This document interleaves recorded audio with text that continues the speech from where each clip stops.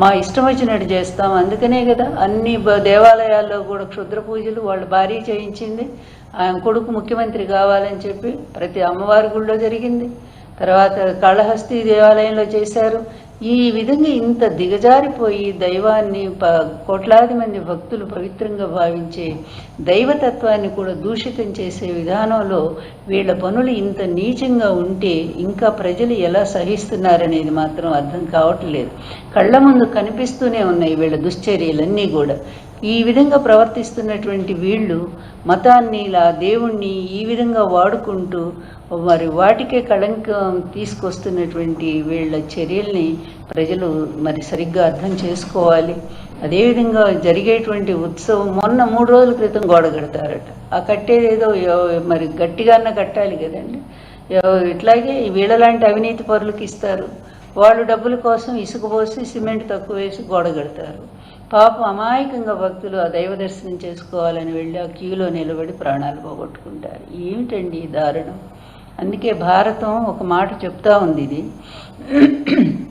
అపూజ్య ఎత్ర పూజ్యంతే పూజ్య ఎత్ర అవమానితాః తత్ర త్రయో భవిష్యంతి వ్యాధి దుర్భిక్ష తస్కరాః అని మహాభారతం వ్యాస మహర్షి చెప్పారు. ఇది ఎక్కడైతే అర్హత లేనటువంటి వాళ్ళు అందలాలు ఎక్కుతారో, అంటే పరిపాలనకు వస్తారో, అవినీతి పరులు, అక్రమదారులు, ప్రజల పట్ల గౌరవం లేనటువంటి వాళ్ళు, మరి అడ్డదారిలో వెన్నుపోటుదారులు, అడ్డదారిలో సొమ్ము దోచుకునేటువంటి వాళ్ళు, ఇలాంటి వాళ్ళంతా కూడా అపూజ్యుల క్రిందకే వస్తారు. అలాంటి వాళ్ళు అందలం ఎక్కితే ఏమవుతుంది? అలాగే గౌరవించదగినటువంటి వ్యక్తులు, ప్రజల్నే దేవుళ్ళుగా భావించి ఆనాడు ఎన్టీఆర్, తర్వాత వైఎస్ఆర్, ఈరోజు జగన్మోహన్ రెడ్డి గారు, ఈ ముగ్గురు కూడా ప్రజల్లే ఉత్తమ దేవుళ్ళుగా భావించారు. ఈ సమాజమే ఒక దేవాలయంగా భావించారు. ఇలాంటి వ్యక్తులు కూడా ప్రజల కోసం తపన పడ్డారు. అలాంటి వ్యక్తులు ఎప్పుడైతే దిగిపోయారో జరగకూడని ఎన్ని అనర్థాలు ఈ సమాజంలో జరుగుతున్నాయో మనం కళ్ళారా చూస్తున్నాం. అందుకే అపూజ్య ఎత్ర పూజ్యంతే పూజ్య ఎత్ర అవమానితాః తత్ర త్రయో భవిష్యంతి వ్యాధి దుర్భిక్ష తస్కరాః. కనుక నిజంగా గౌరవించదగిన వ్యక్తులు అధికారానికి రాకపోయినా ఇలాంటి అపవిత్రులంతా కూడా వచ్చి అధికారానికి వచ్చి మరి దోపిడీ చేస్తూ ఉంటే, అందువల్ల అప్పుడు ఏం జరుగుతుందంటే సమాజంలో ఇలాంటివే జరుగుతుంటాయి. మంచి మంచి వాళ్ళంతా కూడా పాపం అకాల మరణాలు జరుగుతాయి.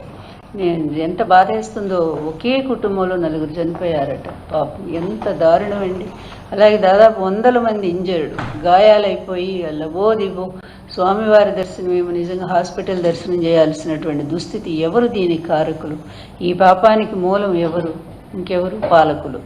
పాలకుల యొక్క అవినీతి వల్ల, పాలకులు యథా రాజా తథా ప్రజ అని ఈ పాలకులు ఎట్లాంటి అవినీతి పరులవుతారో వాళ్ళ క్రింద పనిచేసే వాళ్ళు అలాంటి వాళ్ళే వస్తారు. అధికారులు అలాగే ఉంటారు.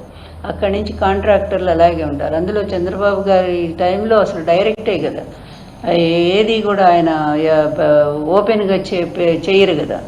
అట్లా అడ్డదారిలో పిలుస్తారు, వాళ్ళకు అప్పచెప్పేస్తారు తన అనుకున్న వాళ్ళందరికీ కూడా. అలాంటి వాళ్ళకి ఇవ్వటం, వాళ్ళు చేసిన ఏదో పని వల్ల ఈరోజు ఇంతమంది పాపం మరణించటం, ఆ కుటుంబాలు ఎంత ఏడుస్తున్నాయి చెప్పండి.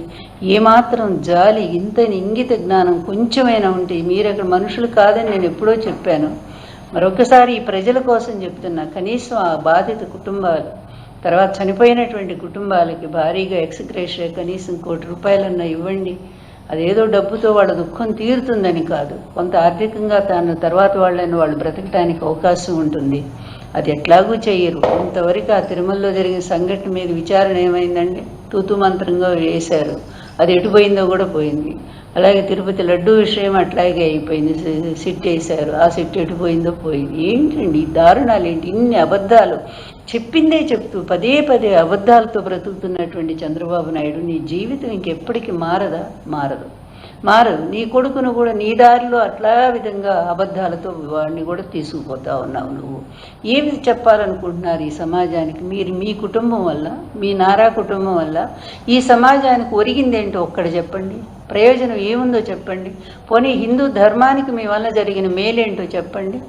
ఏమైనా ఎప్పుడైనా ఒక దేవాలయం కట్టించారా? లేకపోతే మీ సొమ్ము తీసుకొచ్చి ఏమైనా పేదలను ఆదుకున్నారా? ఏమీ లేదే.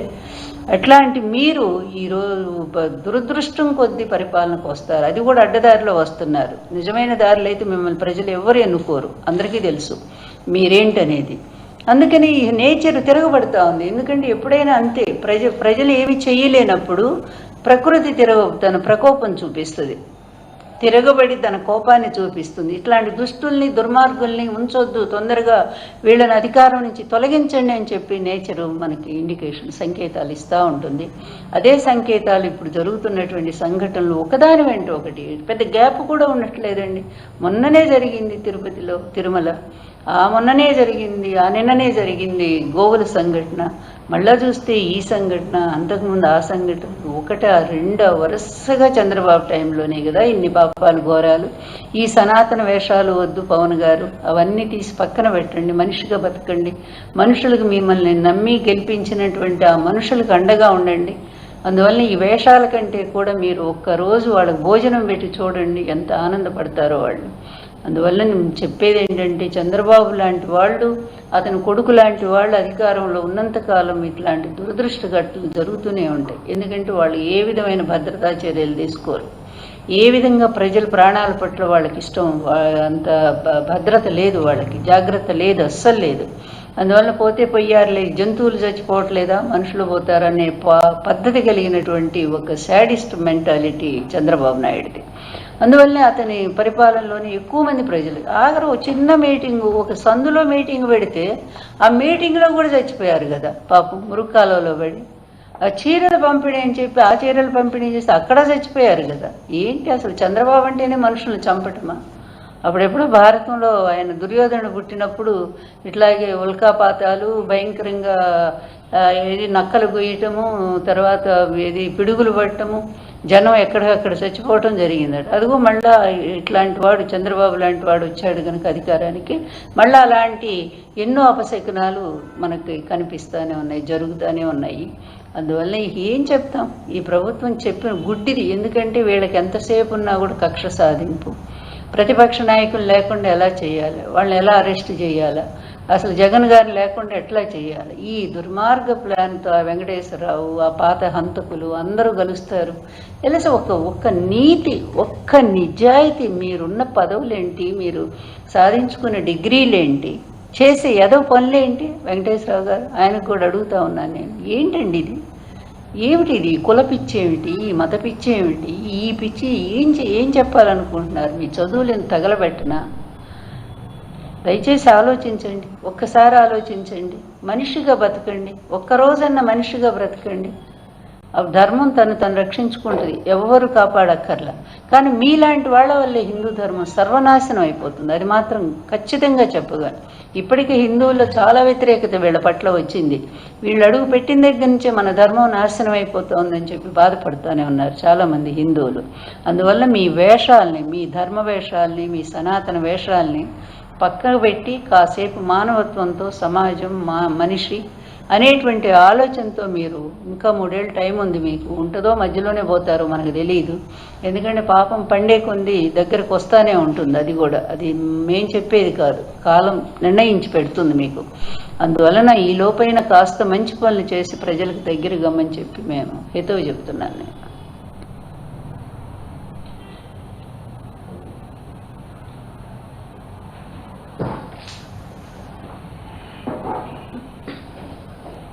ఎంతసేపు చెప్తున్నా,